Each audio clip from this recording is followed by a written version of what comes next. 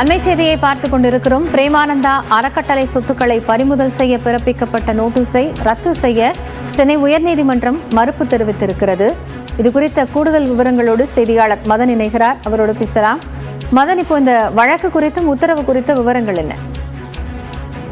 பாலியல் வன்கொடுமை மற்றும் கொலை வழக்கில் பிரேமானந்தா கைது செய்யப்பட்டார். அதன் பிறகு கடந்த 1994 ஆண்டு அவருடைய ஆசிரமத்தில் சோதனை நடத்திய வருமான வரித்துறை 76 லட்சம் ரூபாய்க்கான ஒரு நிரந்தர வைப்பீடு மற்றும் 15 லட்சம் ரூபாய் மதிப்பிலான அந்த அந்நிய கரன்சிகளை கைப்பற்றியது. இது தொடர்பான வழக்கை ஏற்கனவே விசாரித்த எழும்பூர் நீதிமன்றம் பிரேமானந்தாவுக்கு தண்டனை விதித்து தீர்ப்பளித்தது. இதன் தொடர்ச்சியாக அறக்கட்டளைக்கு சொந்தமான சொத்துக்களை பறிமுதல் செய்வது தொடர்பாக கடந்த 2005 ஆண்டு பிரேமானந்தா அறக்கட்டளைக்கு வருமான வரித்துறை நோட்டீஸ் அனுப்பியது.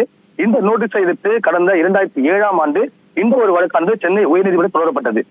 நிலுவையில் இருந்த இந்த வழக்கு 17 ஆண்டுகள் காலம் பிறகு தற்போது இன்று விசாரணைக்கு வந்தது.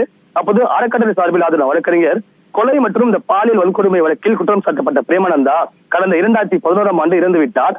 இந்த நிலையில் அந்நிய செலாவணி மோசடி சட்டத்தின் கீழ் இந்த சொத்துக்களை பறிமுதல் செய்வது தொடர்பாக சட்ட விதிமுறைக்கு எதிராக இந்த ஒரு நோட்டீஸ் அனுப்பப்பட்டதாகவும் சரியான நபர்களுக்கு அனுப்பவில்லை என்பதால் ரத்து செய்ய வேண்டும் என்று வாதிட்டார். ஆனால் மத்திய அரசு தரப்பில் இந்த வழக்கில் கடந்த 2006 ஆண்டு அறக்கட்டளை தரப்பில் நேரில் ஆஜராகி விளக்கம் அளித்தார்கள், விசாரணை பங்கெடுத்தார்கள். எனவே சட்ட விதிகளை பின்பற்றி நோட்டீஸ் அனுப்பப்பட்டது தெரிவித்தார். இந்த ஒரு வாதத்தை ஏற்றுக்கொண்ட நீதிபதி பிரேமானந்தா அறக்கட்டளைக்கு அனுப்பப்பட்ட நோட்டீஸ் மீதான விசாரணை சட்ட ரீதியாக எதிர்கொள்ள வேண்டும் என்று தற்போது உத்தரவிட்டு அந்த ஒரு மனுவை இன்று தள்ளுபடி செய்து உத்தரவு பிறப்பித்துள்ளது. நன்றி மதன், வழக்கு குறித்த விவரங்களுக்காக.